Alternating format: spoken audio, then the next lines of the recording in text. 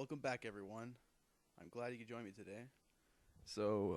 Today I'm going to be covering some things about SketchUp, which is a very simple 3D program, and how you could use it in your workflow.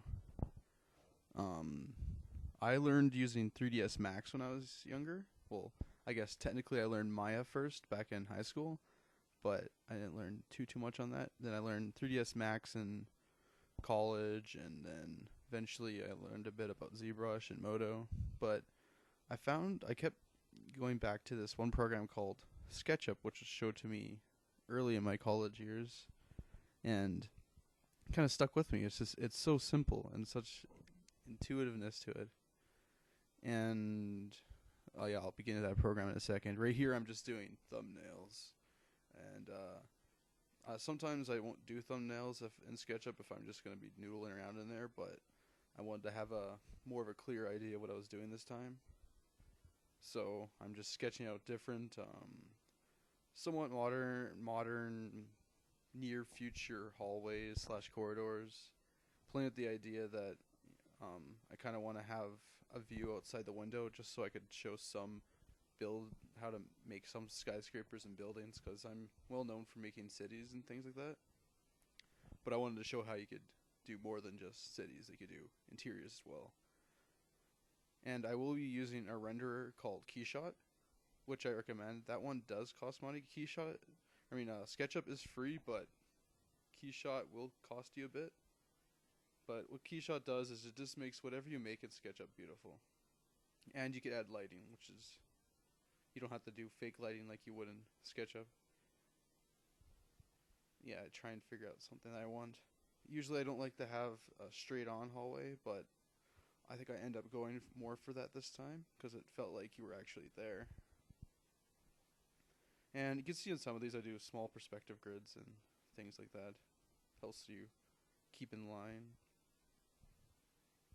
I kind of enjoyed that one. I didn't end up doing that one where I was just blocking into pieces. For those that are new here, this is just Photoshop that I'm doing these sketches in. You could use any program you have, even Paint.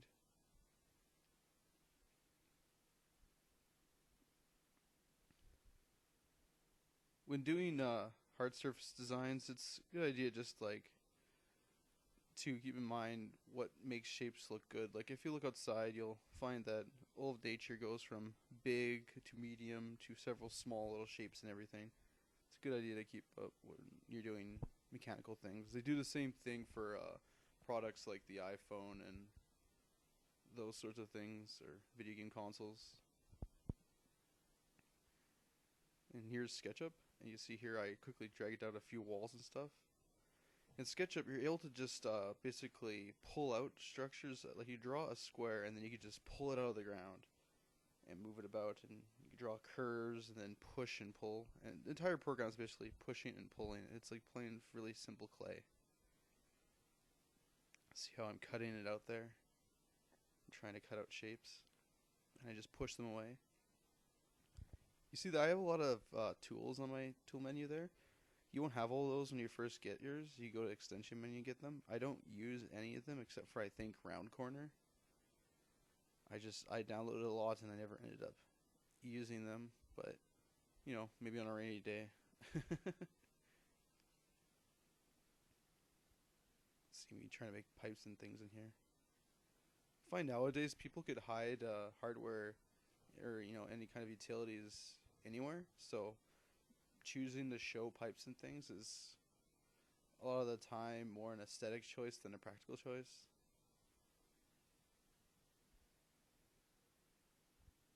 Here I'm pushing, pulling, trying to play with contrast, or you change different wall textures. I don't end up using this wall, but I wanted to show you how you can make sort of a high-tech industrial wall that you would have in sort of a sci-fi.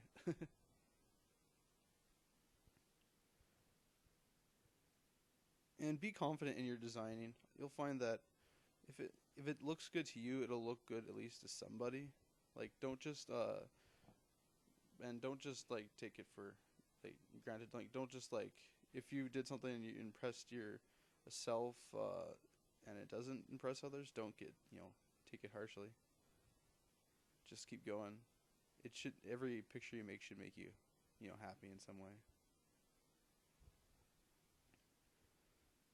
If you have trouble designing things like this, I recommend pulling up some references. Like, you could even pull up printers or other high-tech devices that are, I guess printers aren't really high-tech, but things that look high-tech, and keep them on the other page, like cars as well, and kind of bring their design ideas into your stuff.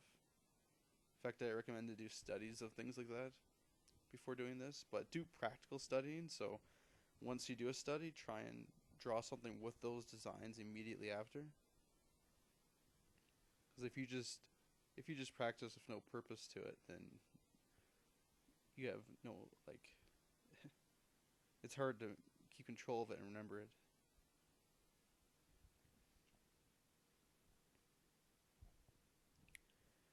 Designing science fiction stuff nowadays is a little more difficult than it would have been back in the day in terms of straight up design, because a lot of the stuff out there is science fiction. So growing up in a basic area, and then I guess stay in Japan for a long time, all the buildings there are more high tech than science fiction films nowadays, which is pretty funny if you think about it. And you'll find I do a lot of cityscapes and things like that. That's one of my passions, and I've read a lot of books on architecture and city planning. So it gets quite fun to try and solve these ideas. Is if you can make your own city from scratch, and that's what I've been trying to do here and there. Like, I'll still have roads, but a lot of the time my cities will be centered around public transportation and cars, mostly for racing.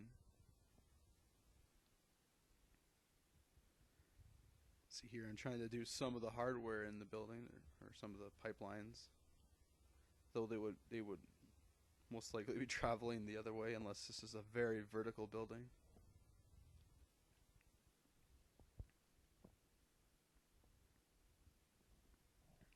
Making sort of TV panels. This is starting to look like some sort of 80s anime sci-fi here. But you know what? Just play with it. Honestly, designs are mostly about taste, and they change all the time. And what looks aesthetically pleasing to you, again, will probably look aesthetically pleasing to other people.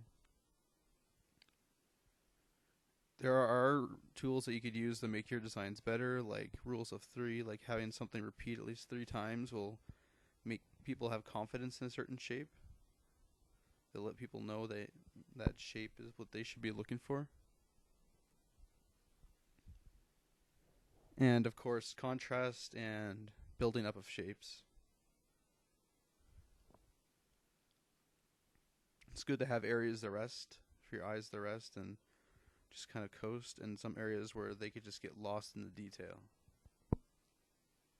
Because when somebody sees something smooth next to something detailed, then they'll know that the amount of care put into the detail is put into that very smooth shape. I think this wall here is what I end up using and trying to make here. At this point, I'm thinking in my head that I would like to make sort of a semi-modern future design that could be almost like an office building. Originally, I was going to do a design for the school in my personal IP Enigma, but I figured it would probably take a bit of time for me to design out the chairs and tables, so keeping it relatively simple and just having a hallway this time. And you'll notice I'm not doing any kit bashing in this one. I will use kit bashing in other things, but I wanted to show what you could do just by drawing. Kit bashing is taking things that have already been made and then bringing them into your work. So there's a lot of stuff on the Google Sketchup warehouse where you could just download things like tables, chairs, and things like that, and then modify them, make them your own. You can see something I did there.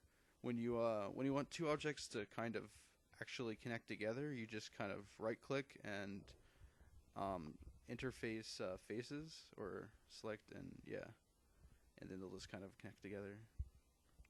Oh yeah, my SketchUp crashed there when I tried using the round corner tool. I recommend using only round corner on simple things. So what that does is it smooths out the surfaces, basically bevels them. There are bevel ones, but what bevel does is it, like if you look at most mechanical things, they have a bit of a rounded edge to them, or at least a small like slant on, like, you know, a diagonal curve between them. It's just nice, and you injure yourself less.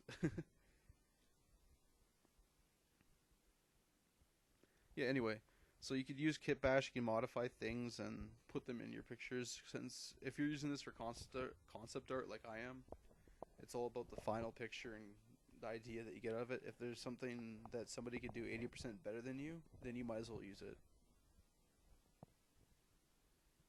You do get some self-satisfaction of doing it all from scratch, but keep in mind, if you want to do the perfect job from scratch, it's going to take literally months. I think people in work on Assassin's Creed spent, like, was it 6 months or something working on getting the Notre Dame into the game.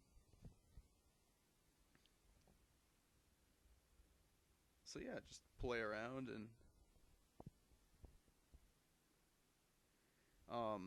have repeated shapes, and it's good to make your own little rules for each picture. Like, you could have a certain measurements that you like, and then you could replicate it throughout it. That usually will impress yourself and others. And it's pretty easy to keep measurements in SketchUp because they'll have midpoints and that kind of thing. You can just copy and paste them. Oh yeah, and what I'm doing here is color coding things. For materials in SketchUp, whatever material you choose, that will be you have to choose the different materials before you get into Keyshot, because materials could count as light in Keyshot, and that's what I'm doing right now. Is these will be lights behind certain surfaces. You don't see much of the light, but they do stand out there.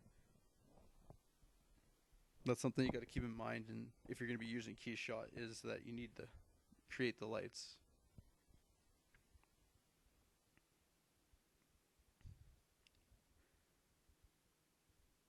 Here I'm just making either garbage disposals or control panels. I wasn't sure at the time, I think.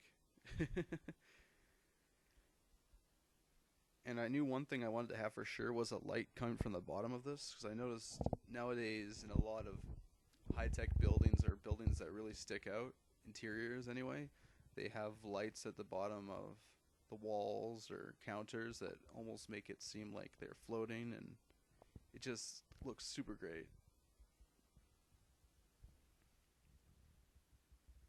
So one of my favorite things to do when I'm out is just looking at different designs that people put everything into, like if you look at buildings and things, and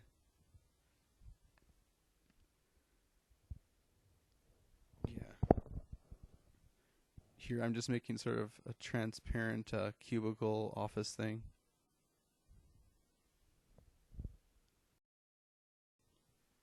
And when designing anything, illustration or concept art, it's good to keep in mind 9 basic sort of principles of design. First being balance, like how is the distribution of weight in your picture, color, texture, space. If there was a scale for your picture, the elements should balance each other to make it feel stable, even in asymmetrical. Sure.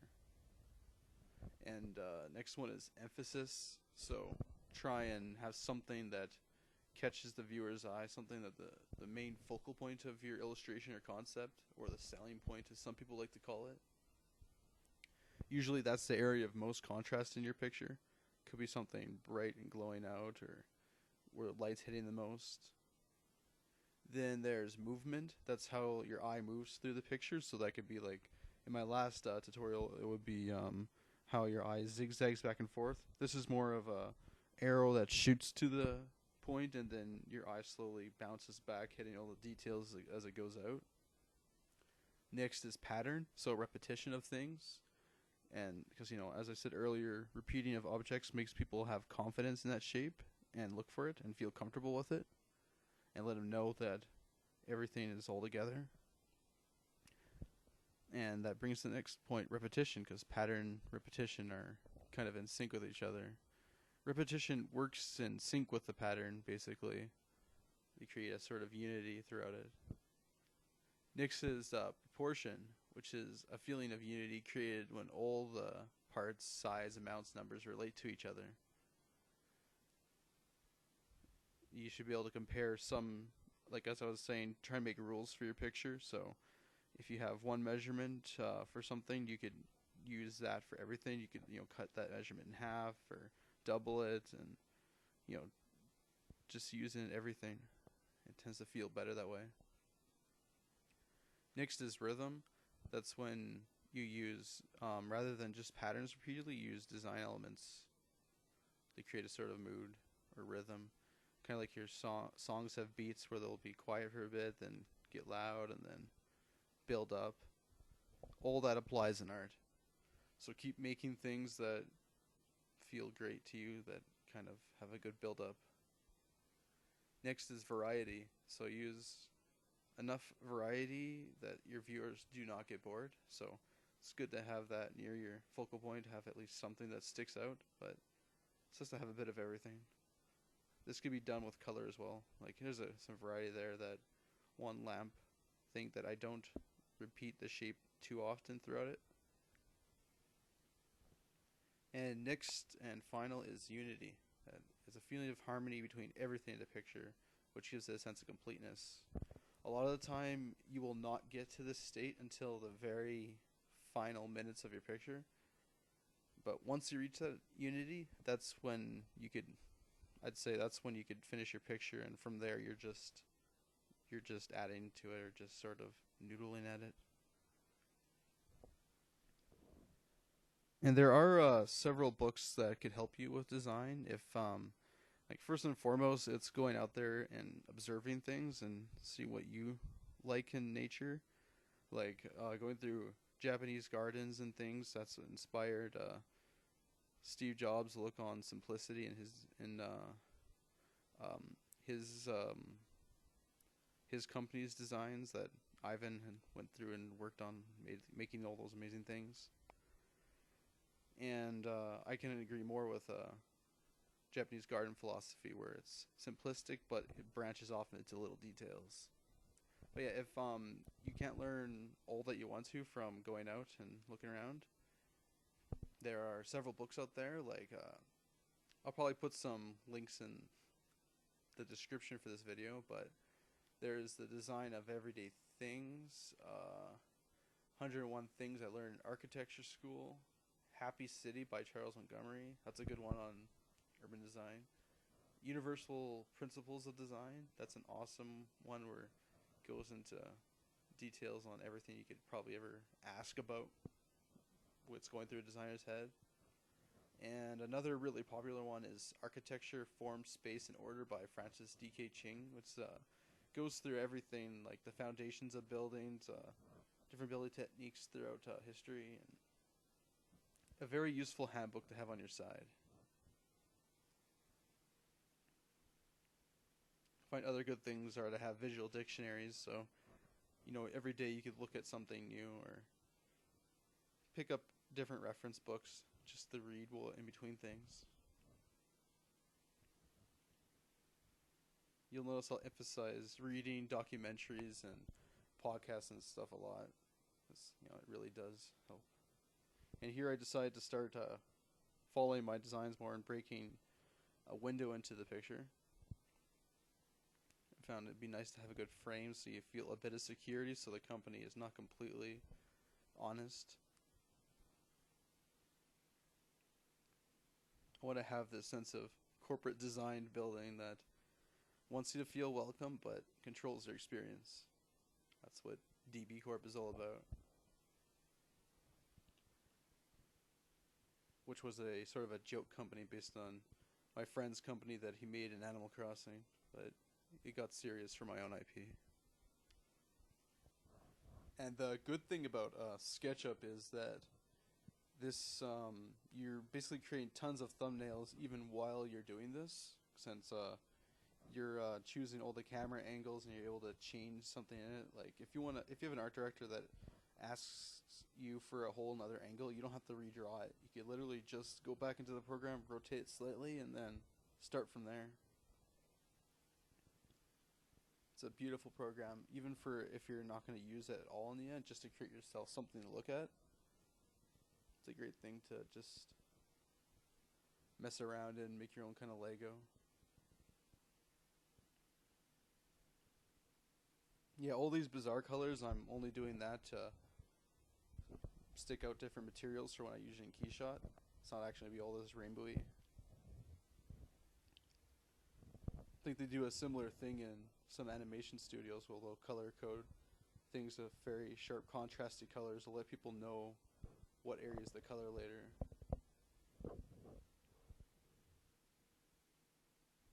Playing with ideas of adding signs there, but I don't think I end up keeping them.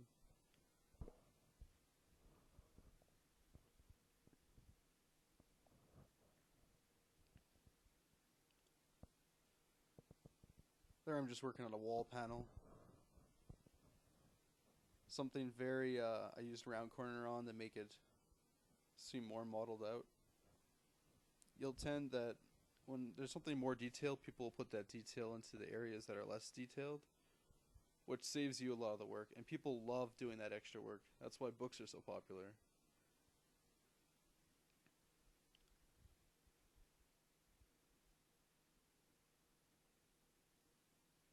And here I'm just working on some futuristic skyscraper. These kind of things you could have fun with.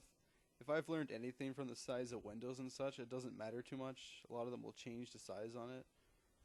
Roof height is usually around, I guess, 6 to 9 feet tall, but you don't have to worry about that for the facade of the building. Only once you're inside. A lot of these buildings you won't see in the background, but sometimes I like to build up a bit of a foundation anyway, regardless if I'll use it or not. Then it sticks in my imagination the entire time I'm drawing it. It helps with it.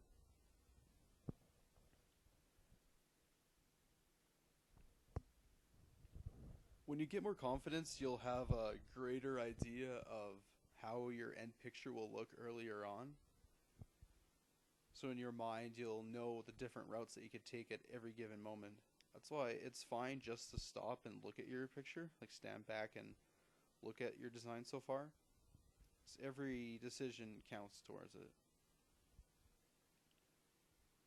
And the better you could use your imagination and think up what it will look like in the end, the better off you'll be.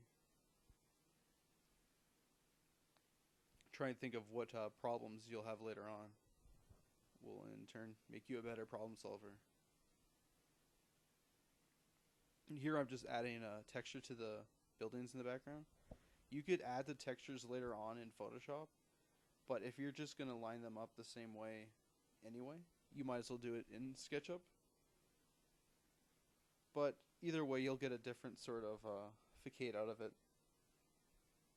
You'll have to mess with the size of the textures once you get them inside the program. And here I'm just showing you how I make a few tile sets that aren't perfect or anything, but they're just from a trip to Vancouver, and figured I might as well use a couple of them. Just using transform and warp tools.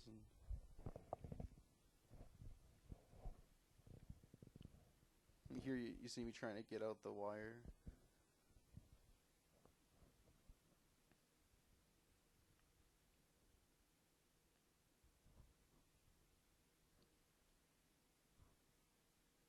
I don't even think I even used this texture, but it's good to know that you can do this. Yeah, don't just stay in one program. Your entire computer is yours. In fact, in the next episode, I'll probably be doing something pretty bizarre. Like maybe I'll try using a level editor to start a picture.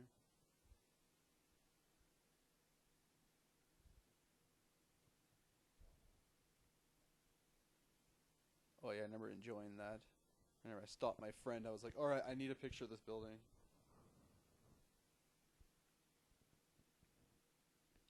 Just love the design of that window. Beautiful facade.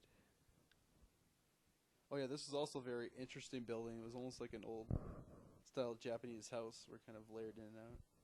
This one was cool too. They had little gardens sticking out of the window areas, calculated out.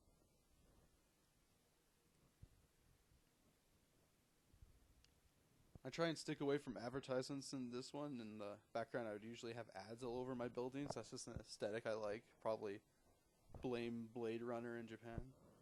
But this one I try and keep it cleanish and sort of futuristic, no ads. But that's only for you guys, so.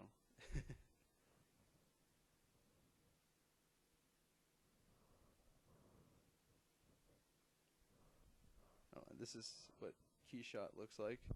This is super. It makes it makes everything look super real all of a sudden. It looks almost like a garage hallway now, or a tunnel. And changing the lights on everything. It's fun to play with textures of things. Like even if you know if you're gonna change it later in Photoshop anyway, you could just try and play and get the lighting that you want in this program, and then deal with the textures later.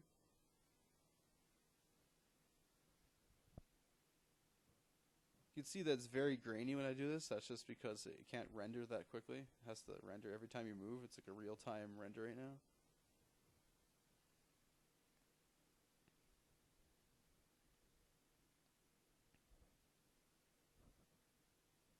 You can see me trying to improve Unity by having the lights bounce around.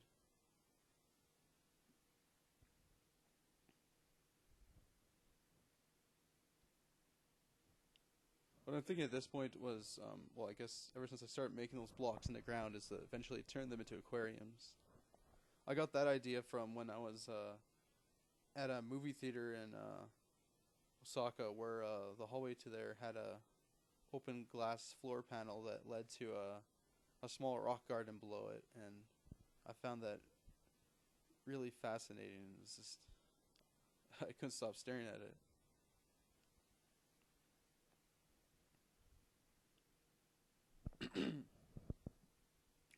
And here I'm setting up the render. Now I don't record the whole render because that takes a while depending on the file size you go for, or for the amount of processes you choose.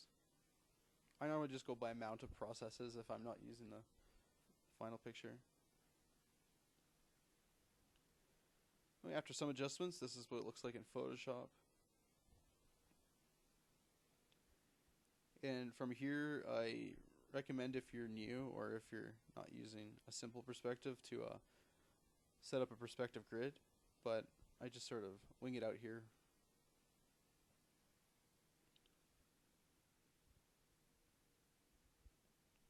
These are photos I took at the Osaka Aquarium.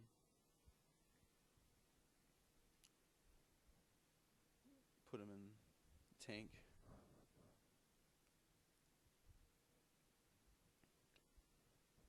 And if you have any questions about my different processes, feel free to just add them into the comments below or email me.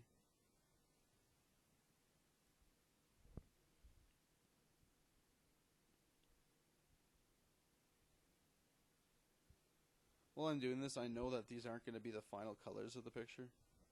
In fact, this whole time I have a different vision in my head than, say, the audience probably would have right now. So when I re-look at it right now, I'm like, oh my god, what is this? This is completely different than it ends up as. And that is completely fine. As I said, the harmony won't come into play until the last bit.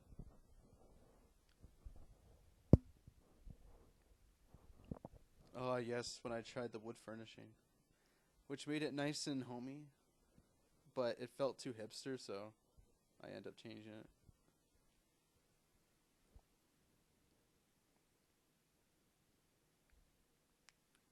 The good thing with this workflow for concept art is you get the best of all the worlds.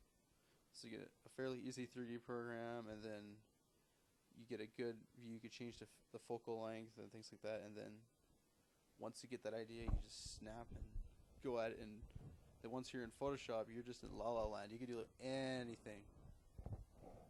now that you have the foundation. And when you're on your travels, take a lot of photos of things. Like, you'll never know when you'll use a sky or reference something. Plus, taking photos teaches your mind composition. So once you find things aesthetically pleasing, you'll keep looking for that more and more. And the same goes for when you draw. Playing with color temperature is pretty important for harmony as well. So having hot and cold in your picture, no matter how hot and how cold it is. So if it's pure cold, you could have little hints of warmth, which could even just be a slightly warmer blue if you needed to. I know Hollywood enjoys playing with temperature because it makes things, the producer types say, makes it pop.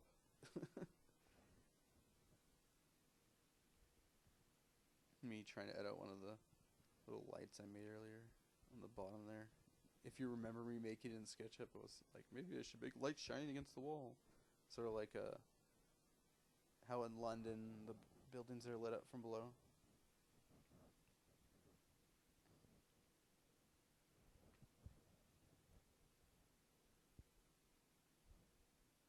This wall on the right is meant to give a simple building sort of a high-tech base to it, so you have an idea that it's a humble building, but this company's no joke.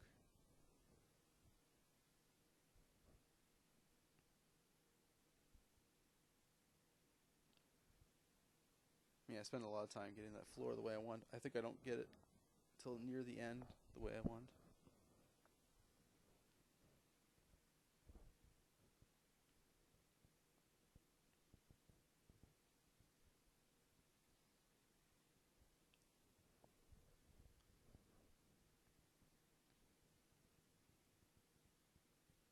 Again, when you're working for yourself, especially, experimentation is key.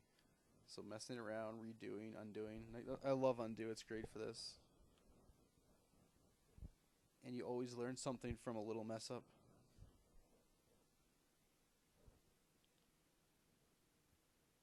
Like, I remember when I first started using SketchUp back in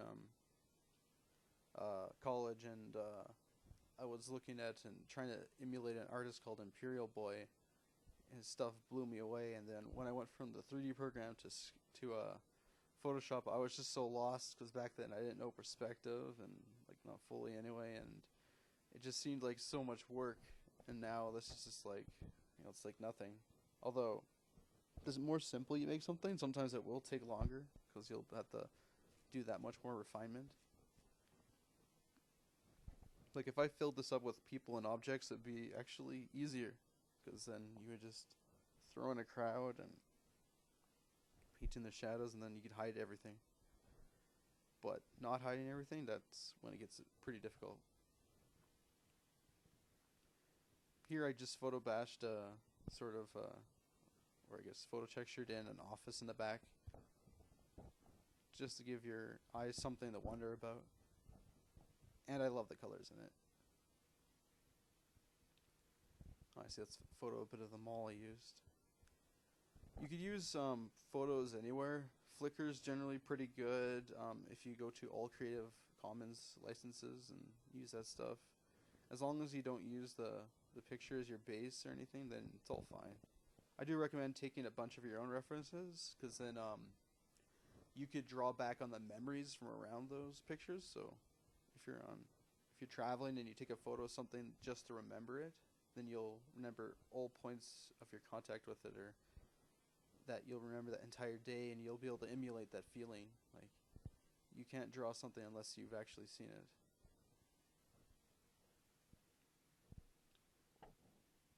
And remember, a lot of this is inspired by when I walked into like, it looks completely different than this, but I walked into this rich looking building next to a bunch of Ferrari and Lamborghini dealers, where there's lights on the ground, and it was just so so exotic and premium. Me trying to make some ads. I have an entire folder of different logos and ads I've made just so to reuse them. I ended up settling on the DB Corp logo, which makes it kind of creepy. There's no ads or anything, just this creepy, I guess, big brother watching you kind of thing going on.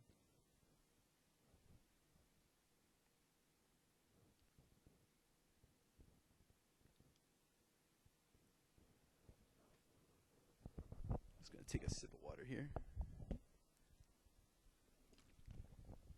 Again, this is pre-recorded, so I'm not actually drawing and painting at this speed. This is the time lapse, so I think it's like 16 times.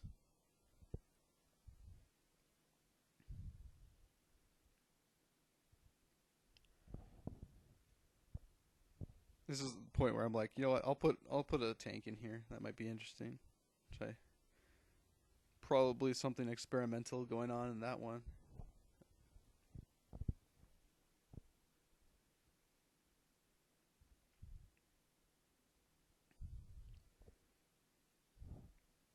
And that window is another way of playing with space. Like you'll find a lot of the principles of design books that, and in real life, that going from small corridors to large open spaces in the back that lead to more small areas is it's really nice. It leads to sort of a rhythm and makes you feel like the world is huge and you can explore it. Using different doorways is another way of doing that in an interior. So you have different doorways that lead in different parts of a level, or playing with light. Like go from dark light down the hallway. You'll see that a lot in video games, movies, and things. Like I think it was Alien that did that really well with corridors.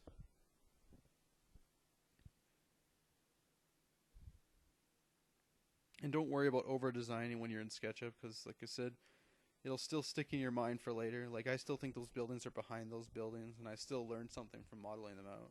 You'll find the same in movies. They'll like the original Star Wars trilogy, they made the miniatures out of like super detail. Like the convoy ships had all these shipping containers and openings and stuff, and you barely see the thing in the movie. But since they put that much love into it, you could almost subconsciously feel it.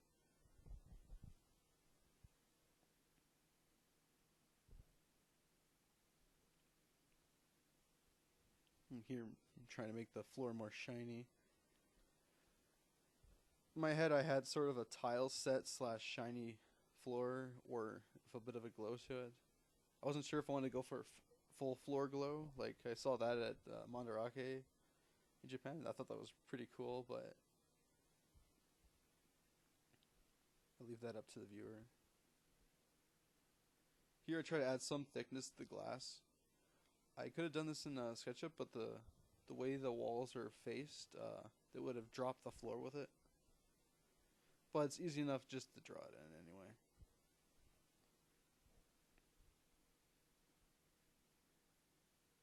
Like here's me trying to do some cuts.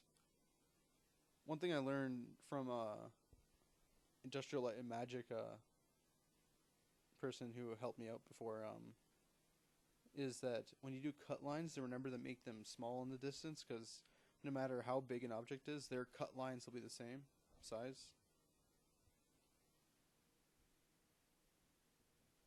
Here I am making a floor tile set with lights.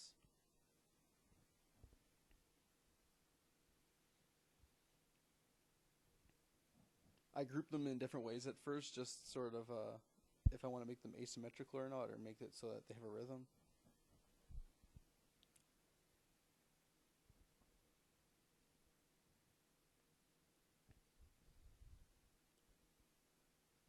This is where in my mind I'm starting to really like that floor. I'm like, yep, this is it. This is the kind of floor I need.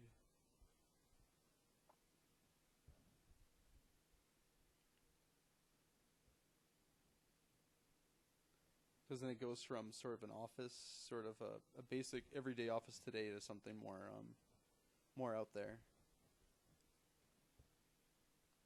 Something that wants to make an impression on you. And here I try a flat without the details, and I'm like, no, that doesn't do it. It's not the same.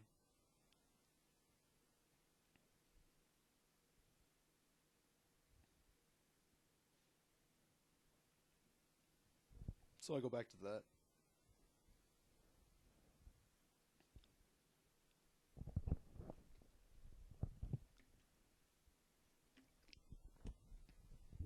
And here I am cropping out little bits of it to make them more square, because I noticed that the tile got a bit long when I stretched it.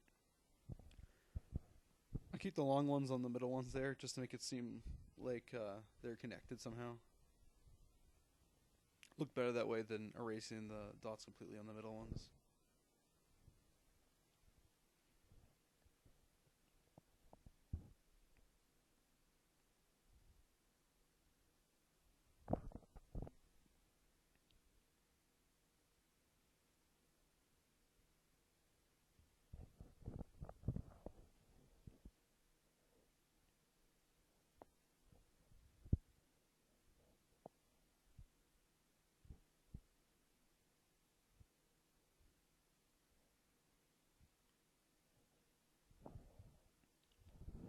You're just thinking of different details and things. People's minds tend to go to words first, so sometimes those are good to have in your pictures. They'll make it feel like there's a lot of detail. You'll find in a lot of high-tech hallways that people will draw that they'll write like bay numbers and things like that just to draw you in. I do that mostly just with the DB Corp logo in this one.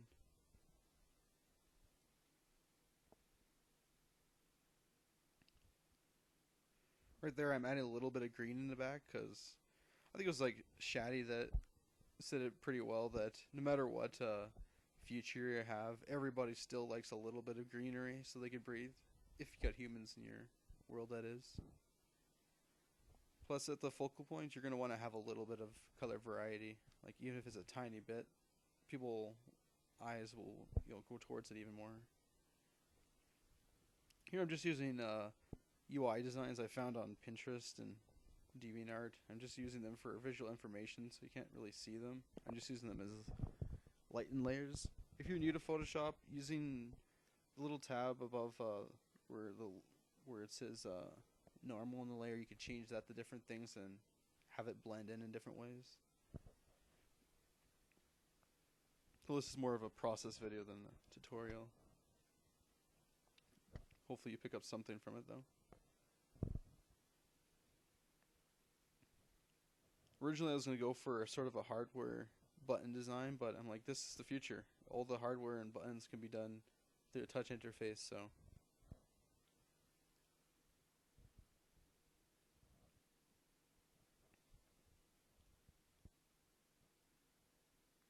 Here I'm just flipping it to see the composition's good, and I like it, so I continue. Flipping your picture is always a good idea. You'll hear that a lot in other talks on art. So your composition should generally look good no matter what way you have it. Different cultures may look at a picture in a different route, so it's good to have it look good both ways. This is me trying to solve my roof, trying to make it look more, there's more going on above it. This whole open roof area is all part of the motif that DB Corp is clean, refined, but also gritty and industrial.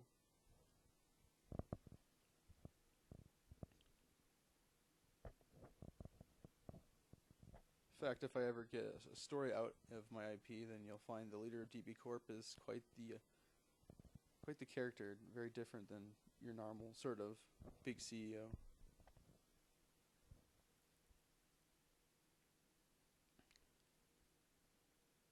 So you're trying different ways to make the roof stand out differently. Well, I guess I could have kept those lines in the end, but I think I keep just a clean slate on there.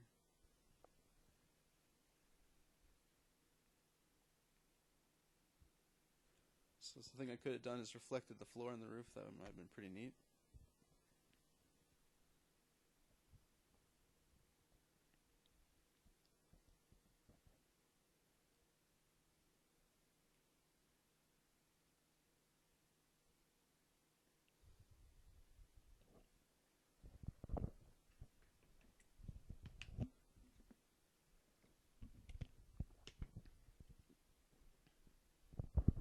There are many things you could add for detail: pipes, wires, fans, vents, control panels, decals, like different logos and numbers. It's all sort of storytelling. Makes it more and more believable the more of that stuff you add. Anyway, this is the end of the video, and thank you so much for joining me, and I hope to see you next time.